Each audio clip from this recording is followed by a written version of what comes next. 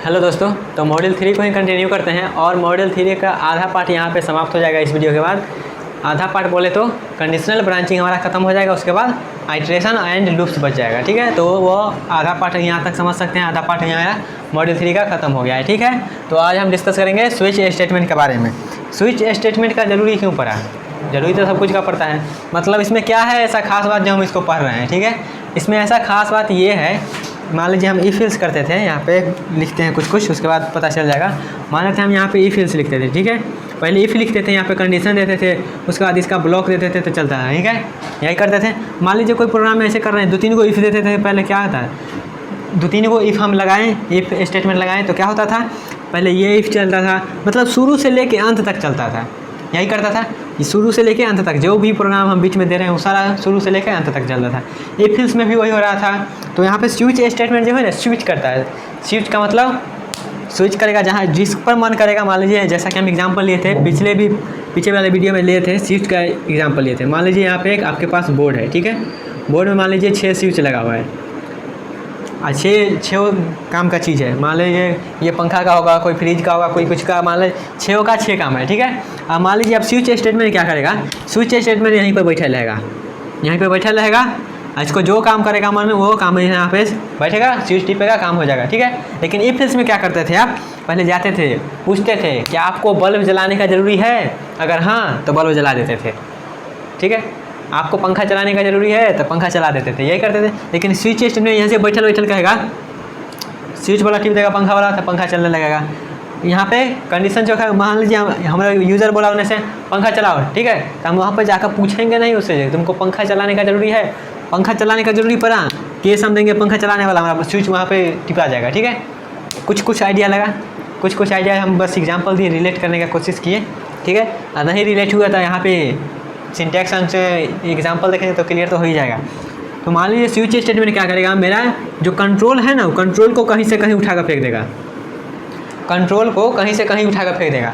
इसका मतलब हुआ, हमको मान लीजिए प्रोग्राम लिखा हुआ है। ठीक है, हमको मन है यहाँ से हम डायरेक्ट यहाँ पे जाएँ, ये लाइन हमको चले नहीं, तो क्या करेंगे, इसके लिए आगे भी है कुछ, लेकिन यहाँ से स्विच स्टेटमेंट क्या करेगा, स्विच स्टेटमेंट मेरा केस प्रोफाइल, मतलब ज़्यादा अच्छा दिखने के लिए बोल सकते हैं यहाँ पे कंडीशन, इतना समझ लीजिए स्विच स्टेटमेंट एक कंडीशनल स्टेटमेंट है, उसका यूज हम करेंगे, कैसे करेंगे बताएंगे। ठीक है, अभी तक क्लियर हुआ, थोड़ा क्लियर हो ही गया होगा ना।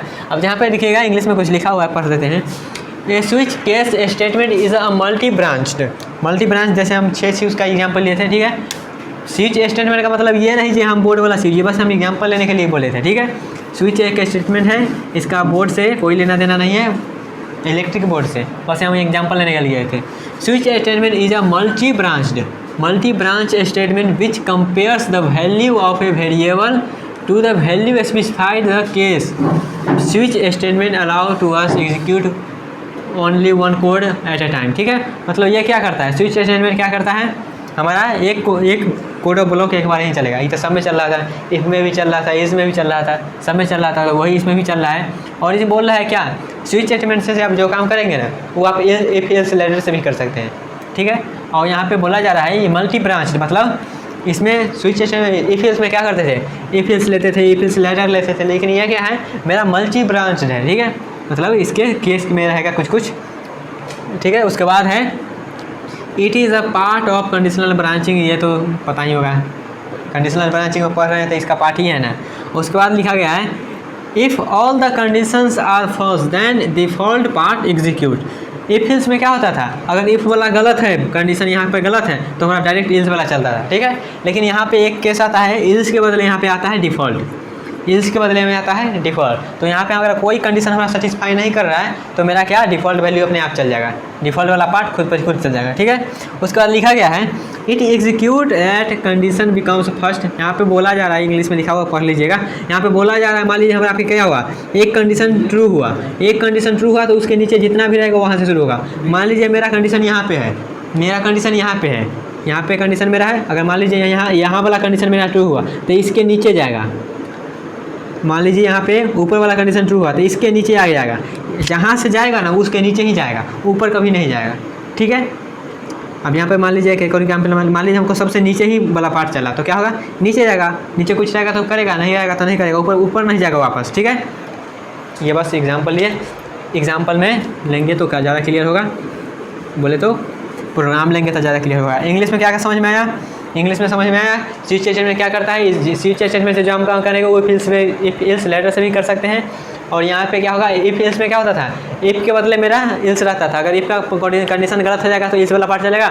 लेकिन स्विच में क्या होगा, स्विच में मेरा अगर कोई कंडीशन सेटिस्फाई नहीं कर रहा है, मतलब कंडीशन फॉल्स, कोई कंडीशन अगर सेटिस्फाई नहीं कर रहा है तो मेरा डिफॉल्ट वाला केस खुद पर खुद चल जाएगा, ठीक है।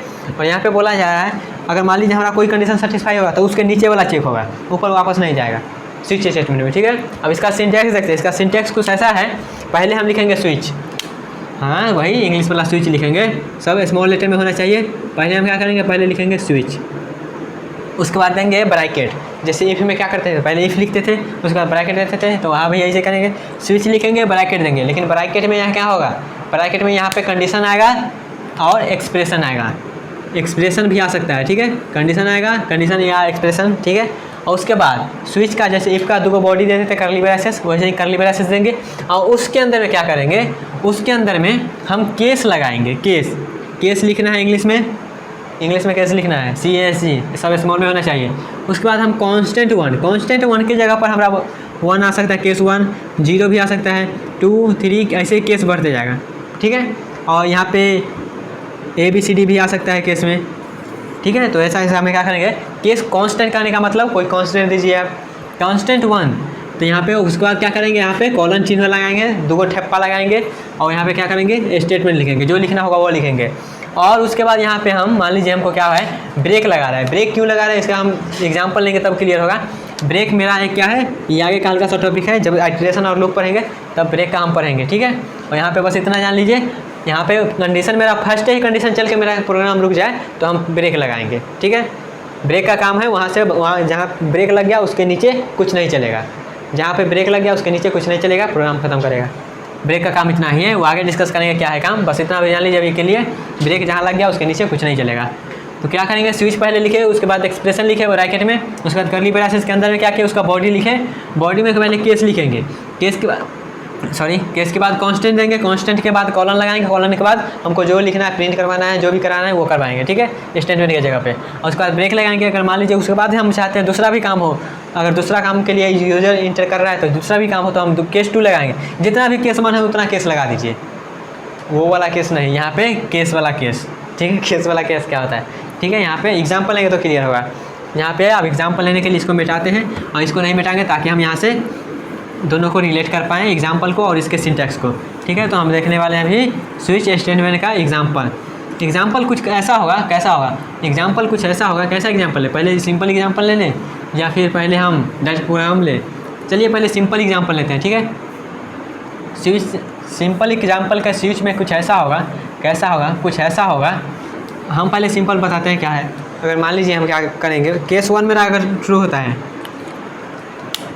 मान लेते हैं हमारा आउटपुट क्या चाहिए, आउटपुट चाहिए अगर मेरा केस 0, हम 0 से शुरू करेंगे, ठीक है। केस अगर 0 मेरा सही होता है तो हमको प्रिंट आना चाहिए it is case 0, it is case 0, ऐसे प्रिंट हो गया आना चाहिए, ठीक है। अगर मान लेते हैं केस हम 1, मतलब हम 1 इंटर करें, अगर हम 0 इंटर करें तो हमको केस 0 प्रिंट हो गया। अगर 1 इंटर करें तो हमको आना चाहिए इट इज़ केस 1, ऐसे ही करके यहाँ पे इट होगा इट इज केस 0, ठीक है। यहाँ पे वैसे ही जाते जाएंगे हम। यहाँ पे 2 ही एग्जांपल लेंगे। अगर मान लीजिए डिफ़ॉल्ट, अगर यहाँ पे हम कुछ भी इंटर, मान लीजिए आलतू फालतू कुछ भी इंटर कर दिए, मतलब 0 और 1 के अलावा कुछ भी इंटर कर दें तो हमको आना चाहिए प्रिंट हो गए। कुछ भी प्रिंट कर दे तो मान लेते हैं यहाँ पे आना चाहिए नॉट ट्रू, कुछ भी मान लेते हैं, मानने में क्या जा रहा है, नॉट ट्रू, ठीक है। ये मेरा आउटपुट में आना चाहिए। अगर हम 0 और 0 इंटर करते हैं तो आना चाहिए इट इज़ केस 0, और 1 इंटर करते हैं तो इट इज़ केस 1, और अगर 0 1 के अलावा कुछ भी इंटर करते हैं तो आना चाहिए नॉट ट्रू, ऐसा कुछ आना चाहिए। तो हम यहाँ पे आप डिस्कस करते हैं एग्जांपल में। एग्जांपल में ऐसा आना चाहिए तो हम इसको स्विच स्टेटमेंट से एग्जांपल में क्यों लिख है। पहले क्या करेंगे, सबसे पहले प्रोग्राम बनाने के लिए क्या करते हैं, सबसे पहले हम सी लैंग्वेज का अपना घिसा पिटा जो तरीका है वही लिख देंगे। तो हम लिखते हैं, क्या लिख देंगे, वही हैशटैग इंक्लूड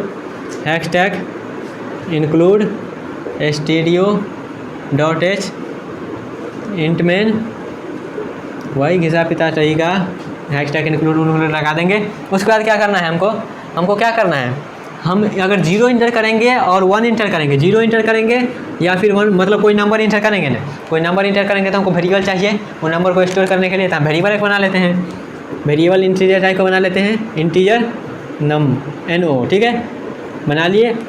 और यूजर से इनपुट लेंगे, इनपुट लेने के लिए जगह नहीं है तो इनपुट आप ले लीजिएगा, यहाँ पर हम डायरेक्ट वैल्यू असाइन करेंगे इसको, ठीक है, यहाँ पे डायरेक्ट हम वैल्यू इसको असाइन करेंगे, यहाँ पे कॉमा लगा देते हैं, यहाँ पे जो वैल्यू बाद में असाइन करेंगे, पहले प्रोग्राम तो लिख लें। यहाँ पे क्या हुआ, मेरा इनपुट मिल जाएगा यूजर से, आप यूजर से इनपुट ले लीजिएगा, स्कैनर प्रिंट करा रखा है या फिर यहाँ पे हम डायरेक्ट वैल्यू असाइन करते हैं, ठीक है, ताकि इतना ही जगह में हो जाए। उसके बाद क्या करना है, उसके बाद मान लीजिए यहाँ पे हम कुछ भी इंटर करें तो क्या होगा, या तो 0 होगा या तो 1 होगा या फिर कोई हमको क्या होगा, कोई इंटीजर वैल्यू होगा। तो हम क्या करेंगे, यहाँ पे स्विच लिखेंगे, सिंटैक्स पे चलते हैं। सिंटैक्स क्या है इसका, पहले हम स्विच लिखेंगे, स्विच लिखें, स्विच लिखे, ठीक है, स्विच लिखे। अब यहाँ पे क्या करना है, यहाँ पे एक्सप्रेशन देना है या फिर कंडीशन देना है, ठीक है। कंडीशन कुछ ऐसा है या फिर एक्सप्रेशन कुछ ऐसा है, हमको अगर 0 इंटर कर रहे हैं तो हमको आना चाहिए, क्या आना चाहिए, प्रिंट होके इट इज़ केस 1, ठीक है। तो यहाँ पे क्या करेंगे, हम यहाँ पे NO लिख देंगे, NO किसके लिए हमको चल रहा है, NO के लिए चल रहा है, नंबर के लिए चल रहा है NO, मतलब मान लीजिए हम यहाँ पे 0 इंटर करेंगे तो 0 होगा, 1 इंटर करेंगे तो 1 होगा। यहाँ पे NO लिखे इसलिए क्योंकि यूजर जो इंटर करेगा वो कहाँ जाएगा, NO में स्टोर होगा ना, इसलिए हम यहाँ पे NO लिखे हैं, ठीक है। उसके बाद कर्ली ब्रैकेट देंगे जैसा कि सिंटैक्स में लिखा गया है।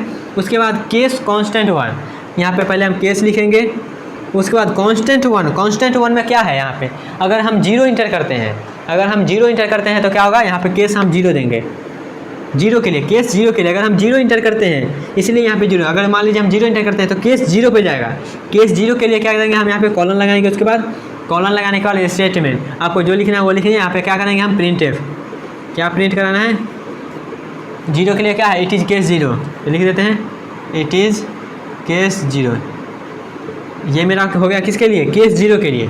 वैसे ही केस 1 के लिए क्या है, केस 1 के लिए है इट इज़ केस 1, तो अब हम लिखेंगे केस 1, केस 1 के बाद कॉलन लगाएं, कॉलन के बाद प्रिंटफ में क्या, इसका क्या बोलते हैं, इसको मान लीजिए इसका बॉडी हो गया, ठीक है, केस 1 का बॉडी ये हो गया, यहाँ पे लिख देंगे इट इज़ केस 1, ठीक है। यहाँ पे एक दिक्कत है वो बताएंगे दिक्कत क्या है, पहले हम यहाँ पे क्या करेंगे, इसको ड्राई रन करेंगे, उसके बाद वो दिक्कत को क्लियरिफाई करेंगे। अब वैसे आपको दिक्कत दिख रहा होगा, यहाँ पे ब्रेक लिखा होगा, यहाँ पे ब्रेक नहीं लिखे हैं, उसका बताएंगे यूज, पहले इतना कर लेते हैं, ठीक है। हम 2 ही स्टेटमेंट लगाते हैं, उसके बाद क्या करेंगे, उसके बाद क्या है, केस के बाद क्या है, डिफ़ॉल्ट होना चाहिए, तो यहाँ पे डिफ़ॉल्ट लगा देते हैं, डिफ़ॉल्ट, स्पेलिंग देख लीजिएगा, डिफ़ॉल्ट का है, ये कीवर्ड है, स्पेलिंग गलत होगा तो ये गलत करेगा, ठीक है, यहाँ इसलिए इसका स्पेलिंग सही होना चाहिए। डिफ़ॉल्ट में क्या करेंगे, डिफ़ॉल्ट स्टेटमेंट क्या है, अगर कुछ 0 1 के अलावा कुछ भी इंटर करे तो क्या होगा, वो क्या करेगा, नॉट ट्रू, तो यहाँ पे printf में करा देंगे, printf में करा देंगे नॉट ट्रू, ठीक है। अभी यहाँ पे कर देते हैं रिटर्न 0, रिटर्न 0। अब इसको ड्राई रन करते हैं, उसके बाद इसको बताते हैं, इसमें थोड़ा सा भी प्रॉब्लम है, और इसको ड्राई रन करेंगे तो वो प्रॉब्लम भी करेक्टिफाई हो जाएगा। अब यहाँ पे इसको ड्राई रन करते हैं, पहले तो क्या होगा, मान लेते हैं यहाँ पे हम 0 इंटर किए, 0 इंटर किए तो क्या होगा, NO नाम का एक वेरिएबल बनेगा, उसमें 0 स्टोर हो जाएगा, ठीक है। उसके बाद क्या होगा, NO में तो 0 है तो यहाँ पे क्या आएगा, यहाँ पे आया 0, NO की जगह पर आया 0, तो यहाँ पे देखा स्विच 0, यहाँ पे ये बस सोचिएगा, अगर स्विच के इफ वाला स्टेटमेंट नहीं है, जो 0 इंटर किए तो क्या होगा, कंडीशन फॉल्स हो जाएगा। यहाँ पे एक्सप्रेशन है, एक्सप्रेशन है तो क्या होगा, इसका सिंटेक्स कैसे है, अगर मान लीजिए यहाँ पे 0 आया तो केस 0 वाला खोजेगा, केस 0 कहाँ है, तो यहाँ पे देखिए 0 आया तो क्या होगा, यहाँ पे आप जाकर खोजेगा केस 0 कहाँ है, केस 0 कहाँ है, तो केस 0 इसको यहाँ मिलेगा, केस 0 यहाँ मिलेगा तो क्या करेगा, इसको चला देगा, इसको चला देगा तो क्या प्रिंट कर देगा, इसको चला देगा तो कर देगा इट इज़ केस 0, ये प्रिंट कर देगा, ठीक है।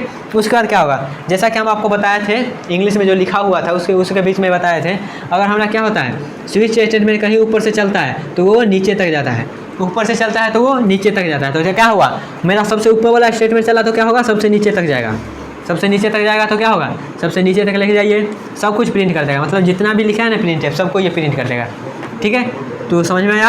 अब यहाँ तो ये है, हम क्या चाहते थे, हम चाहते थे 0 इंटर किए तो सिर्फ 0 प्रिंट हो गया, केस 0, ये सारा प्रिंट हो गया आ रहा है, तो सारा प्रिंट हो गया आ रहा है तो क्या होगा, प्रॉब्लम आ गया, प्रॉब्लम आ गया है, तो प्रॉब्लम को क्या करेगा, वो प्रॉब्लम को क्लैरिफाई करेगा मेरा ब्रेक, यहाँ पे ब्रेक लगाएगा, ये ज़्यादा उड़ रहा था इसलिए अब इसको ब्रेक लगाएगा, क्या ब्रेक स्टेटमेंट लगाएगा ब्रेक, तो यहाँ पे हम देंगे ब्रेक, ब्रेक ब्रेक कीवर्ड है, इसको अपने मर्जी से नहीं लिखे, इसको जैसा लिखा गया वैसा ही लिखे, नहीं तो अपनी स्वयं की रक्षा स्वयं करें, ठीक है।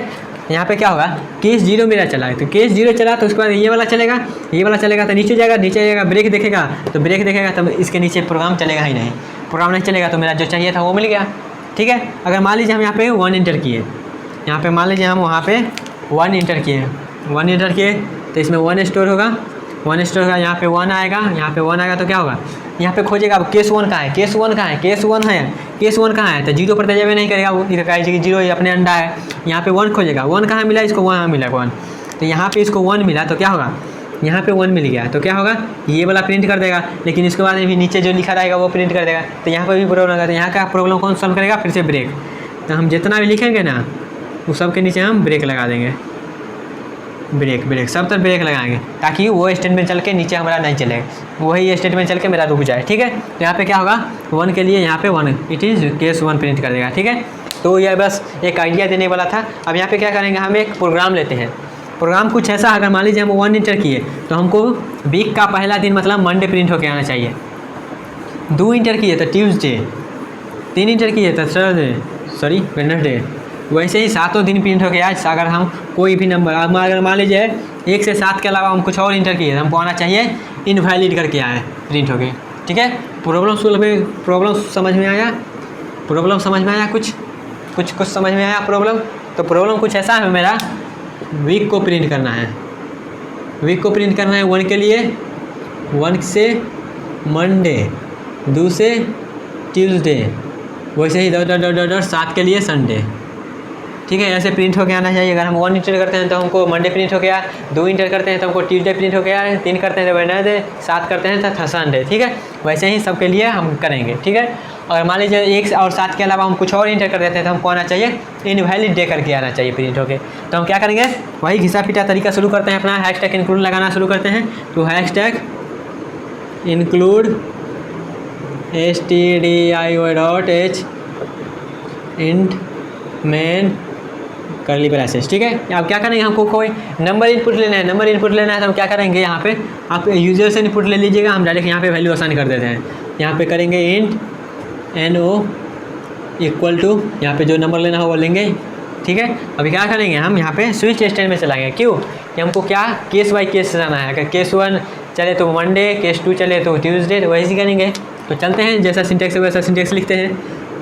स्विच सब स्मॉल में है, इसको स्मॉल में ही बना देते हैं, स्विच, ठीक है। और यहाँ पे क्या करेंगे, यहाँ पे लिखेंगे no का वैल्यू आएगा, यहाँ no का वैल्यू आएगा तो क्या होगा, अगर मान लीजिए केस 1 है मेरा, केस 1 चल रहा है तो क्या होगा, यहाँ पे प्रिंट एफ में करा देंगे, प्रिंट एफ में MONDAY मंडे, ठीक है।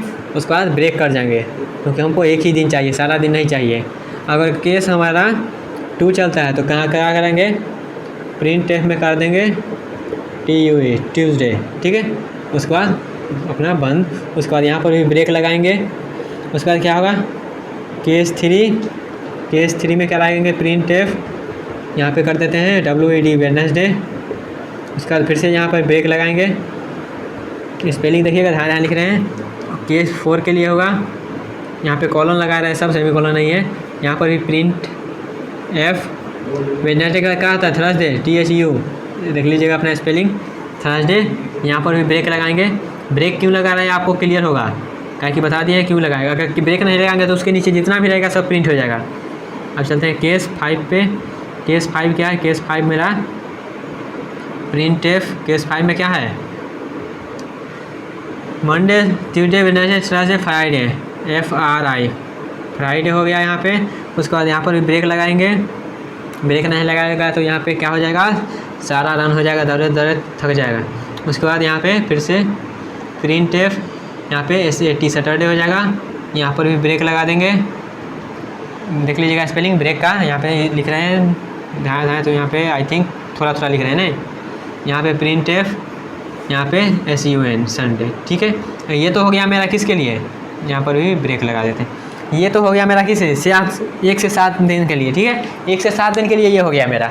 अगर आप मान लीजिए 10 इंटर कर दिए तो 10 इंटर कर दिया तो हमको डिफ़ॉल्ट कैसे चाहिए ना, जैसा कि हम बताए थे नॉट वैलिड डे करके आए, इनवैलिड डे करके आए। तो क्या करेंगे हम यहाँ पे केस 7 तक तो हो गया, केस 7 तक तो हो गया, ब्रेक लगा दिया सब तक। उसके बाद क्या है एक डिफ़ॉल्ट लगाएंगे।